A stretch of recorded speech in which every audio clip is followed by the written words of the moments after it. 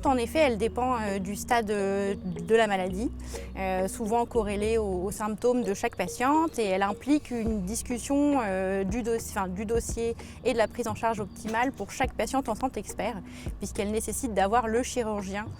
expert de la pathologie et l'oncologue médical qui prend ensuite le relais pour un travail conjoint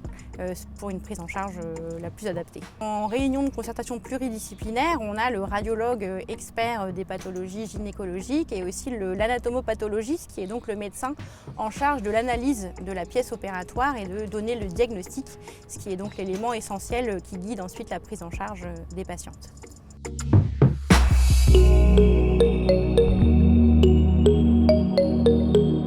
À Saint-Louis, déjà, la prise en charge, elle est multisite. Donc la spécificité, c'est d'avoir la participation de plusieurs équipes chirurgicales aux réunions de concertation pluridisciplinaires, ce qui fait que ça augmente l'expertise de notre centre. On a aussi la chance d'avoir une équipe de soins de support dédiée qui viennent voir les patientes en hôpital de jour de traitement. Et on a aussi un programme d'éducation thérapeutique dédié aux patientes qui ont un cancer gynécologique pelvien, où on parle de plein de thèmes dont on n'a pas l'occasion de parler en règle générale en consultation, notamment l'activité physique adaptée, la sexualité ou la nutrition, afin de justement compléter la prise en charge plus médicale et de ne pas oublier tous ces sujets importants mais qui sont parfois tabous.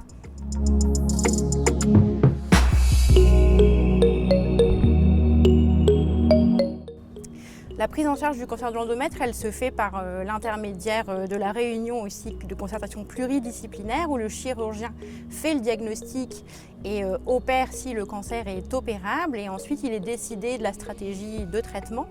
Et à Saint-Louis, on a une équipe d'oncologie médicale dont je fais partie et de radiothérapeutes dédiés à l'oncologie pelvienne qui peuvent prendre en charge les patientes et faire les soins notamment de radiothérapie externe ou de curithérapie qui sont très importants dans ces pathologies de l'endomètre.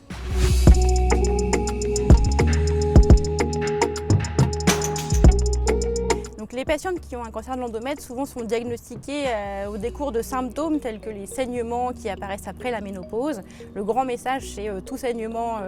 chez une patiente ménopausée est anormal, qui doit amener à consulter, ce qui n'est pas toujours facile parce que c'est souvent un sujet intime, tabou, avec une localisation pour laquelle il est difficile d'en parler.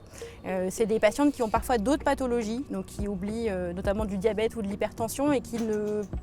parlent pas en premier lieu de leur saignement gynécologique. C'est pour ça qu'il est important d'en parler, de faciliter l'accès au diagnostic et de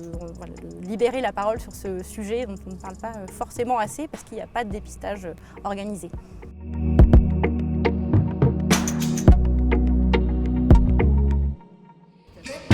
Déjà, on s'estime très chanceux d'avoir été choisi pour recevoir Cocon et son village à l'hôpital Saint-Louis. Ça permettra d'avoir 2 jours de mise en lumière de tout le travail pluridisciplinaire qui est fait pour les patientes, en parlant de plusieurs thématiques essentielles à la prise en charge.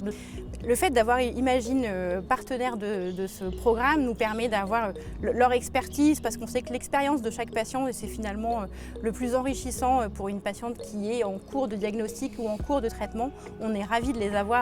à nos côtés et de participer à leur échange et de mettre en lumière toutes les actions positives et leur combat pour parler plus du cancer gynécologique pelvien.